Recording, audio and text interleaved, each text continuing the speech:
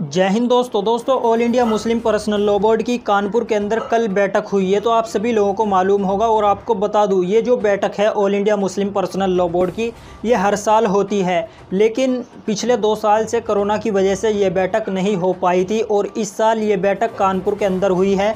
और इस बैठक में देश के बड़े बड़े उलेमा तशरीफ़ लाए हैं। अब इस बैठक के अंदर क्या क्या बातें हुई है वो मैं आप लोगों को बता देता हूं। आप लोग ध्यान से सुनना, क्योंकि बहुत ही अहम बातें हैं जो कि खासकर मुसलमानों को लेकर कही गई हैं। सबसे पहले तो all India Muslim personal law board की तरफ से ये कहा गया है कि यानी मुसलमानों को एक होने की हिदायत दी गई है कि आज के इस दौर में, आज के इस वक्त में सभी मुसलमानों को एक होने की ज़रूरत है। क्योंकि दोस्तों आप सभी लोग जानते होंगे कि आज का जो मुसलमान है वो अलग अलग फ़िरक़ों में बटा हुआ है, अलग अलग पार्टियों में बटा हुआ है। मुसलमान आपस में ही एक दूसरे को गाली बकते हैं। इसी तरीके से दरार पैदा हो रही है और इसी तरीके से आज का जो मुसलमान है वो कमज़ोर होता जा रहा है। तो मुस्लिम पर्सनल लॉ बोर्ड की तरफ से ये कहा गया है कि आज के मुसलमान को इस दौर में, ये जो दौर चल रहा है, एक होने की ज़रूरत है और साथ मिलकर खड़े होने की ज़रूरत है। किसी भी चीज़ के ख़िलाफ़ अगर आवाज़ उठाएं तो साथ मिलकर उठाएं। दूसरी दोस्तों जो सबसे बड़ी बात है वो शिक्षा को लेकर कही है कि शिक्षा की बहुत कमी है मुसलमानों के अंदर। आज जो मुसलमान है वो शिक्षा से बहुत पीछे है। दोस्तों आप सभी लोग देखते ही होंगे कि मुसलमानों को ही पीट दिया जाता है, मार दिया जाता है, लेकिन मुसलमान कोई भी कानूनी कार्रवाई नहीं कर पाता है।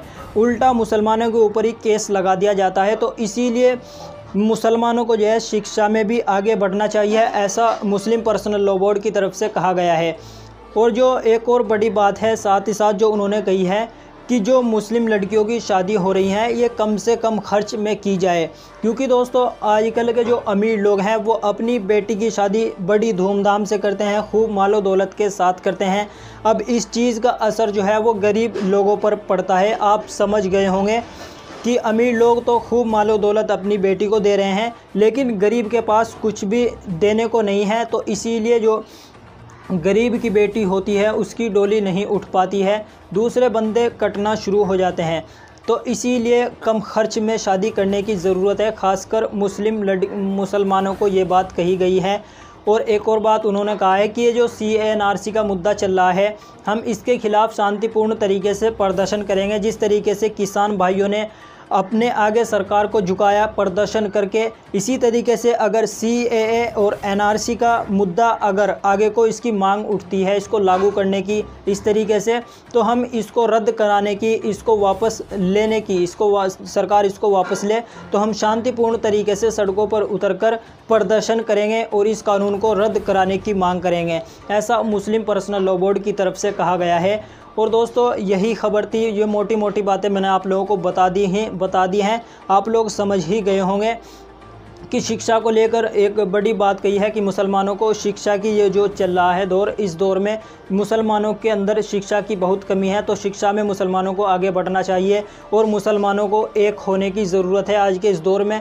क्योंकि ये जो कट्टरपंथी लोग, ये नफ़रती लोग जो फिर रहे हैं, ये किसी भी मुसलमान को ये नहीं पूछते कि तू कौन से फ़िरके से है, उससे उसका नाम पूछते हैं, पीटना शुरू कर देते हैं, उसकी दुकान बंद करा दी जाती है। और जो बड़ी बात मैंने आप लोगों को बताई है, मुसलमानों को अपनी बेटियों की शादी जो है कम से कम खर्च में करनी चाहिए, ऐसा मुस्लिम पर्सनल लॉ बोर्ड की तरफ से कहा गया है। अब आप लोगों की क्या राय है इस खबर के बारे में, अपनी राय नीचे कमेंट बॉक्स में ज़रूर बताएं और इस वीडियो को ज़्यादा से ज़्यादा लोगों में शेयर करें। और अगर आपने चैनल को सब्सक्राइब नहीं किया तो सब्सक्राइब कर लें और बेल आइकन पर क्लिक कर दें, ताकि जब भी हम दूसरा अपडेट लेकर आएँ उसका नोटिफिकेशन आपको मिलता रहे। तो चलिए दोस्तों, मिलते हैं नेक्स्ट वीडियो में। जय हिंद।